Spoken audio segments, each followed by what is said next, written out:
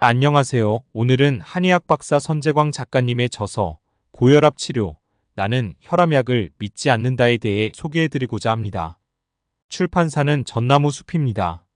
선재광 작가님은 한의학을 기반으로 한 건강관리와 질병치료에 대한 다양한 저서를 통해 많은 분들에게 유익한 정보를 전달해 오셨는데요. 이번 저서도 그 연장선상에 있습니다. 먼저 선재광 작가님은 이것이 진짜 당뇨 치료다에서 당뇨병 치료에 대한 한의학적 접근을 제시하며 기존의 서양 의학이 놓치기 쉬운 체질과 생활 습관의 중요성을 강조하였습니다. 이 책에서는 당뇨병 관리에 있어 약물에만 의존하는 것이 아닌 식습관과 생활 습관 개선을 통해 자연스럽게 혈당을 관리할 수 있는 방법들을 소개하고 있습니다. 그리고 지방간 완치 프로젝트에서는 지방간의 원인과 치료법에 대해 자세히 설명하고 있습니다. 특히 지방간은 현대인들에게 매우 흔한 질병으로 간의 기능 저하와 관련된 다양한 건강 문제를 일으킬 수 있는데요. 작가님은 식이요법과 한방치료를 결합하여 지방간을 개선하는 방법을 제안합니다. 이 책에서는 단순한 다이어트가 아닌 체질에 맞는 식단과 운동법을 통해 효과적인 치료를 가능하게 하는 전략을 설명하고 있습니다. 또한 이것이 진짜 고혈압 치료다에서는 고혈압의 근본적인 원인에 대해 깊이 탐구하고 기존의 혈압약이 아닌 한방치료와 생활습관의 변화를 통해 혈압을 관리하는 방법을 제시하고 있습니다. 작가님은 혈압약이 일시적인 해결책일 뿐 근본적인 치료가 되지 않음을 지적하며 체질에 맞는 한방치료와 더불어 올바른 식습관과 스트레스 관리의 중요성을 강조합니다. 이러한 다양한 저서들을 통해 선재광 작가님은 현대의학의 한계를 보완할 수 있는 한방치료의 가능성을 열어주고 있습니다. 오늘 소개해드릴 고혈압 치료, 나는 혈압약을 믿지 않는다, 역시 이러한 맥락에서 쓰여졌으면 고혈압에 대한 새로운 관점과 접근 방식을 제시합니다. 고혈압 환자들이 자주 처방받는 혈압약의 부작용과 한계를 지적하며 자연스러운 방법으로 혈압을 조절할 수 있는 방법들을 설명하고 있습니다. 따라서 이번 책에서는 특히 고혈압의 원인과 치료 방법에 대해 보다 깊이 있는 이해를 제공하고 건강한 생활 습관을 통해 고혈압을 예방하고 치료할 수 있는 방법들을 제안하고 있습니다.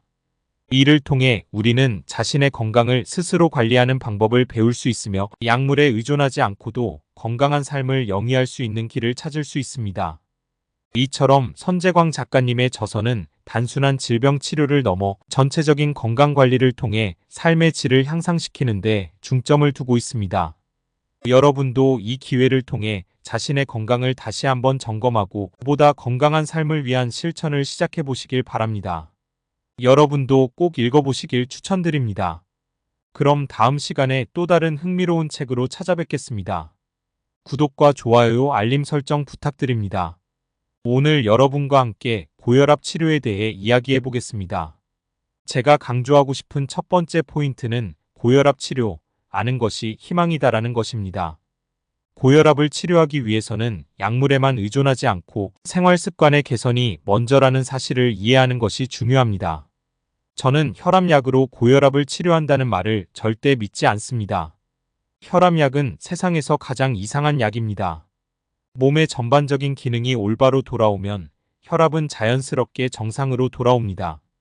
나이가 들면서 혈압이 조금씩 올라가는 것은 자연스러운 현상인데요. 그러나 혈압약은 이러한 자연스러운 변화를 무시하고 근본 원인을 해결하지 않은 채 인위적으로 혈관을 확장하거나 수축을 막아 혈압을 떨어뜨립니다.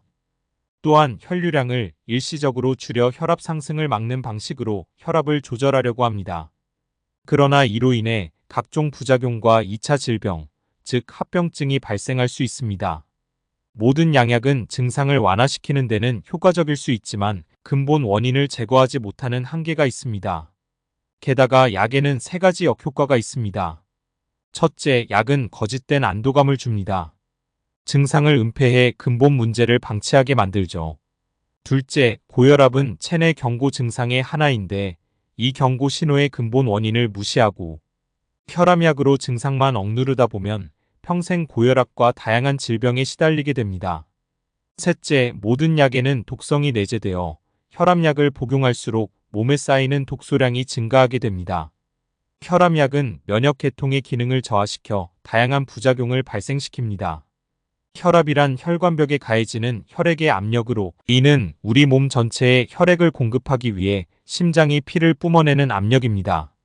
심장은 1분에 70에서 80회 정도 뛰며 산소가 풍부한 신선한 피를 온몸에 보내고, 사용한 피는 정맥을 통해 심장으로 돌아와 다시 산소를 공급받습니다.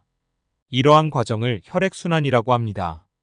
이 과정에서 심장은 펌프질 하듯이 수축하여 혈액을 밀어내며, 이때의 압력을 수축기 혈압이라 하고, 심장이 혈액을 받아들이는 동안의 압력을 이완기 혈압이라고 합니다.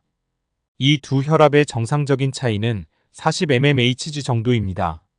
인체의 메커니즘을 생각하면 질병 예방과 치료에서 무엇보다 우선시되어야 하는 것은 인체의 자연 치유력을 극대화하는 것입니다. 놀랍게도 혈압약은 심장의 근력을 약화시켜 혈압을 억지로 낮추며, 이는 다양한 부작용을 초래합니다. 혈압약은 정확히 말하면 원인과 관계없이 혈압을 강제로 떨어뜨리는 강압제입니다. 강압제는 혈관을 확장하거나 혈액량을 줄이거나 심장의 활동을 억제하는 방식으로 혈압을 낮춥니다. 그러나 이러한 작용은 일시적일 뿐만 아니라 심장과 혈관의 기능을 약화시키는 부작용을 동반합니다. 혈압약의 치명적인 부작용으로는 성욕 감소, 운동 능력 저하, 우울증, 불면증, 피로감, 두통, 어지럼증, 소화불량, 발목 부종, 심장 두근거림, 팔다리 저림, 갈증, 감기 취약성 등이 있습니다. 또한 남성의 경우 발기장애, 성욕 감퇴, 빈뇨, 의욕 상실 등의 문제가 발생할 수 있으며, 여성은 우울증, 불면증, 심장 두근거림, 불안감을 경험할 수 있습니다. 의사들은 고혈압 합병증의 하나인 동맥경화를 막기 위해 고지혈증 약을 함께 처방합니다. 그러나 혈압약의 부작용 중 하나가 바로 동맥경화와 고지혈증입니다. 혈압약을 장기적으로 복용하면 혈액이 끈끈해지고 덩어리가 져서 혈관벽에 쌓이게 되며, 이는 혈액의 흐름을 방해합니다. 이것이 고지혈증과 동맥경화의 원인이 됩니다. 와타나베 쇼는 병은 약으로 낫는 것이 아니라 스스로의 생명력으로 낫는다고 말했습니다. 이처럼 스스로 병을 고치는 힘을 자연치유력이라고 합니다. 여러분도 이 점을 꼭 기억하시기 바랍니다. 우리가 흔히 알고 있는 병들, 즉 당뇨병, 고지혈증, 동맥경화, 그리고 암까지, 이 모든 질병은 혈액의 상태와 깊은 관련이 있습니다. 혈액 속의 혈당이 높으면 당뇨병이 생기고, 지방이 많으면 고지혈증이 됩니다. 혈액을 운반하는 혈관이 경화되면 동맥경화가 발생하며, 혈액이 탁해지면 이를 정화하려는 과정에서 세포덩어리가 생기는데, 그것이 바로 암입니다.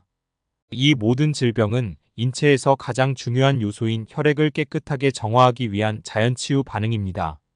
그렇기 때문에 혈액이 깨끗해져야 모든 병이 나을 수 있고 인체가 건강을 유지할 수 있는 것입니다. 혈압을 낮추는 생활 습관에 대해 알아볼까요? 첫째, 혈압 수첩을 당장 버리세요.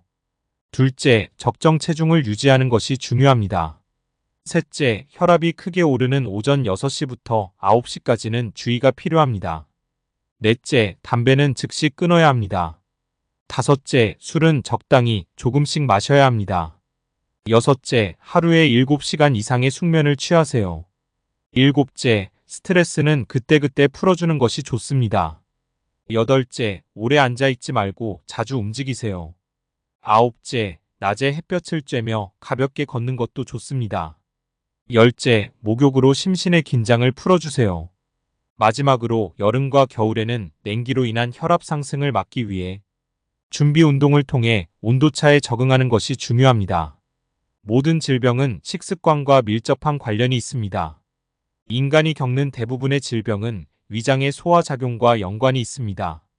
고혈압, 당뇨병, 암, 심장병, 근육통, 루푸스, 관절염, 만성피로 증후군 등 모든 질병이 그렇습니다.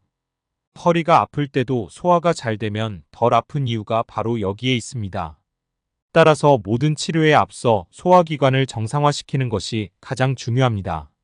생명력이 살아있는 음식, 예를 들어 채소와 과일은 위에 머무는 시간이 짧고 대사 과정에서 에너지를 덜 소모하게 만듭니다. 이 음식들은 소화 과정에서 효소를 제공하여 소화를 촉진시킵니다. 그래서 소화에 쓰일 에너지가 남게 되고, 이 에너지는 인체의 면역력과 자연 치유력을 높이는 데 쓰입니다.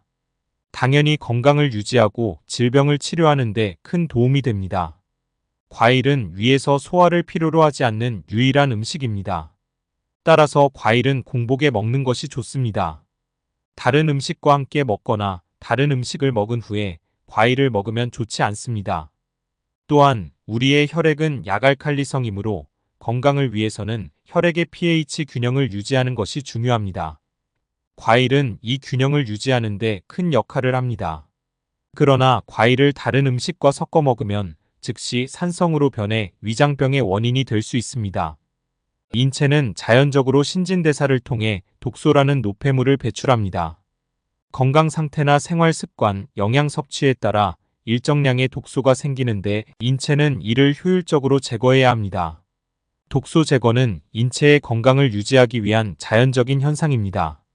하지만 독소를 배출할 에너지가 충분하지 않거나 독소의 양이 인체가 처리할 수 있는 양을 초과하거나 담당 장기의 기능이 약해지면 체내에 독소가 누적될 수 있습니다. 독소가 췌장에 쌓이면 당뇨병의 원인이 되고 동맥에 쌓이면 고혈압과 심장병을 유발합니다. 또한 장기에 지나치게 쌓이면 암이 생길 수 있습니다. 마지막으로 한의학에서는 질병을 인체의 균형이 부조화된 결과로 봅니다. 인체는 스스로 복원하여 건강을 유지하고 치료하는 능력을 가지고 있으며 이를 자연치유력이라고 합니다. 한의학은 이 자연치유력을 발휘하도록 돕는 것입니다. 인체의 경락을 잘 관찰하면 질병의 원인을 진단할 수 있으며 그로 인해 근본적인 치료가 가능합니다. 경락은 인체의 뼈와 근육, 오장육부, 뇌 등 모든 곳에 영향을 미치며 상하좌우로 흐르는 생체 에너지의 길을 의미합니다. 따라서 경락을 활성화시키면 노화를 방지하고 장수하는 방법을 실천할 수 있습니다. 인체는 자신을 복원하고 건강을 유지하기 위한 방법을 알고 있으며 한의학은 이를 돕는 역할을 합니다. 오늘의 요약이 도움이 되셨다면 구독과 좋아요, 알림 설정 부탁드립니다. 다음 영상에서 또 만나기를 기대합니다. 고맙고 감사합니다.